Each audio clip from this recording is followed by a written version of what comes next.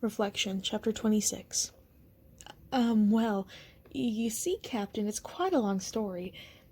Ren's hands went to his neck as Shang tightened his hold on his collar. Ugh, it's rather difficult to tell since I'm choking. Mulan put her hands on her hips. Let him go, Shang. Shang dropped Ren. The ghost again tried to flee, but Shang stepped on his robe. Save your breath, said the captain, unless you really think you can outrun me. Point taken. Ren dusted off his robe and straightened his collar. But now he had to face Mulan. Anger simmered inside her as she remembered how much danger Ren had put them in by not warning them about the cauldron and even insisting he was off their path. They may not have made it out in time, and worse yet, they could have been killed. She crossed her arms. What kind of monk are you, Ren, to lie to us? Honestly, Cousin Ping, Ren stammered. I didn't think you'd find me up here. He tried to collect himself. You see, I have an unfortunate gambling habit, and I owe Jiao over there a good sum. Mulan looked up and saw Jiao, the ghost with the glasses from the Bridge of Helplessness. His mouth slid onto a crooked grin, and he waved. Many of the ghosts started to bet on how far you'd get through Daiyu before being killed. Ren rolled up his sleeves. And I made a wager with Jiao on whether or not you'd beat Huguai. Seeing Shang's glare, he cleared his throat nervously. I bet you would, of course. Ghosts have a habit of gambling, you see. Helps pass the time. But I can't leave this place if I have any outstanding debts. No wonder Jiao had so many ghosts that tried to thwart them. It wasn't about being angry at all. It was about winning bets. Let me guess, Mulan said, passing him back his cane. Jiao also bet we wouldn't make it to the top, and he said if you misled us, he'd forget your debts. I didn't mislead you. Mulan crossed her arms. You purposely sent us to the cauldron when there could have been another way. It wasn't purposeful, Ren insisted, leaning on his cane. He took off his hat and pressed it against his chest. I did warn you that you'd have to cross a few unsavory chambers. You didn't warn us about Huguai, said Shang through his teeth. Ren winced. I hope you might bypass him. Bypass a fire demon? Shishi growled. You must be dreaming.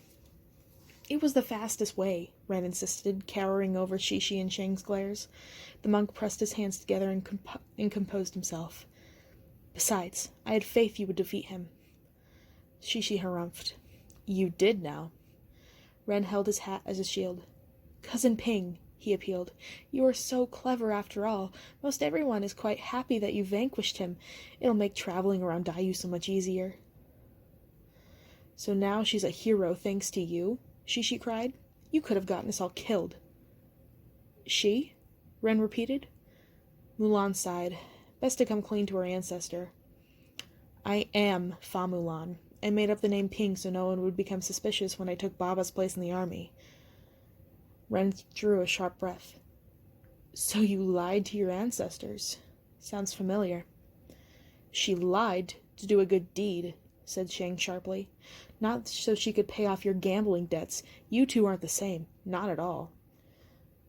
Mulan let her hands drop to her sides. Ren, we need your help. We need to get to the 100th level. Do you know the way? I'm afraid I don't, Ren said, putting his hat back on. Truly, you see, this is where ghosts wait until they ascend to heaven or return to earth. You only go up when King Yama says you can. We don't have time to wait, Shishi barked. Mulan was calmer. One of the ghosts mentioned something about the Chamber of Mirrors. Ren made a face. You want to go there? You know where it is? Everyone does. It's the West Peril Quarter. Ren must have seen the hope spark in her eyes, for he quickly added, But don't get too excited. Legend has it that anyone who goes inside never comes out again. It's worth a try. Can you take us here? It's a little ways away. I can show you if you'd be so kind as to, stop stepping on my robe, Captain Li Shang. Shang glared at him and lifted his foot. Ren gulped, then started off with a nod. For a ghost with a cane, he moved quickly. He threaded the marketplace deeper into Yudu until they reached a cobblestone path surrounded by grand gold-tiled pagodas. A line of ghosts curled outside the tallest building. What are they in line for? Mulan said, half running and half walking to keep up. That's the Hall of Justice, replied Ren, gesturing at the tallest pagoda, which had a large gong swinging in the middle of its courtyard. They're waiting for Yama to call them to heaven. At Mulan's side, Shang looked intently at the line, but there was no sign of General Li. Ren made a sharp right into an alleyway, then across another square and up 7 stops until they arrived to an antique store with tattered red-brown awning. "The Chamber of Mirrors," Shishi read on the stove's door. "This is a shop?" "I warned you it was just a legend," Ren replied. "Now let's go before the shopkeeper sees us and—" Ren never finished a sentence. The shopkeeper, an elderly man wearing a black scholar's hat, appeared at the door. "What are you hooligans doing, loitering in front of my store? Can't you see we're closed?" "We're looking for a way out of Dayu," Mulan said. "I was hoping you could help." The shopkeeper tilted his glasses up his nose and cocked his head at Mulan. "Help a mortal? Mortals are not permitted in Yudu. I'm afraid I'll have to sound the alarm." "No, don't!" Ren cried, throwing himself into the door to keep the shopkeeper from reaching for the bell inside. "Zen, this is a special case. She's my relation." At the sight of Ren, the shopkeeper stepped fully outside. To Mulan's surprise, most of his body was covered with short brown fur, like a monkey. He even had a tail.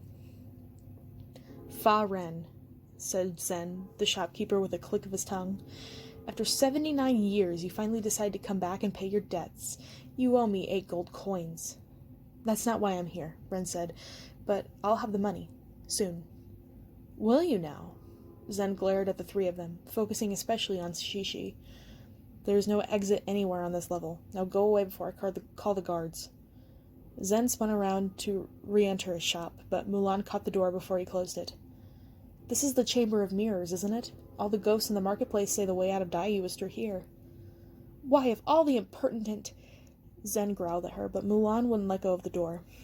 "Everyone gets out of Dayu the same way. You die, do your time, and then you wait by the Hall of Justice for King Yama to call your name." "I see," Shang said, tilting his head to the side thoughtfully. "It is quite strange that a scholar should be in charge of an antique store." "Yes," agreed Shishi. "I would have thought a man of such impeccable learning would have been more favored by King Yama. You can't earn one of those official hats unless you're brilliant." "Maybe he did something to anger King Yama?" Shang suggested. "Otherwise, he wouldn't be working in this empty antique store. Look, there aren't even any customers." "It's not just an antique store." Zen pursed his lips, and it became clear he had said too much. "Go away. The store's closed." "Look, Zen," entreated Ren. "Don't punish the girl because of me." "You said she's your relation." Zen glared at Ren. "Given your reputation, the knowledge doesn't instill much confidence in me." "Just hear her out." "I don't need to," Zen said sharply. She's not going to pass the Chamber of Mirrors." "How do you know if you don't give me a chance?" interrupted Mulan. "Please, if we can't leave Dayu, Captain Li Shang will die." "And she will be trapped here forever," Shang added, "as a demon." Mulan watched Zen make a face. The possibility of anyone turning into a demon seemed to strike a chord in him. She straightened, leveling her gaze at him. "So, I ask you, is the Chamber of Mirrors the way out of Dayu?" Zen tapped his fingers on the end of his tail. "I've heard about your story, soldier. You and your friends battled many demons to get here, even defeated Hugui. But in the Chamber of Mirrors, you only battle the demons within." He poked her in the arm. "Very few have come out alive, least of all victorious." A chill rippled down Mulan's spine. A battle against herself? How could that be even possible? "I want to go in," she said, determined. Zen peered at her. She started back, unwilling to give up. "Interesting." Finally, the shopkeeper let out a sound that was somewhere between a sigh and a laugh. "Fine, I'll let you inside. But be warned, the chamber was constructed with powerful magic. It will only let you out when it deems you are ready." Mulan nodded, and Zen widened the door behind him, a notch so she could slip inside. "Only she can pass," Zen said, blocking Shang and Shishi from entering. "I'm going with her," insisted Shang. Zen shook his head. "Apologies, Captain, but these are the rules. There's an inn down the street that makes quite passable soup dumplings and serves spirits as well as guardians. You'll have a while to stay. I understand." "It'll be fine," Mulan reassured him. "I don't like this," said Shang. "What if it's a trick?" "It isn't." "No weapons," Zen said brusquely, gesturing at the sword hanging at her side. She swallowed and untied her sword, placing it in Zen's waiting hands. "You should say your goodbyes." he said, unsmiling. Mulan frowned and faced Shishi, Ren, and Shang. The captain's teeth were gritted, and his fists clenched. "I'll see you soon," she said, her gaze lingering a touch longer on Shang. "I hope." Without another word, Mulan slid open the wooden door and went inside, her heart hammering. She entered the chamber of mirrors. Faint bursts of light flickered above her, dancing in a soft wave, like those lights she had seen on the Bridge of Helplessness. As soon as she reached up to touch the lights, the thunder thudded behind her and locked with a click. She whirled around. Zen was gone. So was the door she just entered, and the lights that had welcomed her into the chamber vanished, plunging her deep into darkness. She was trapped.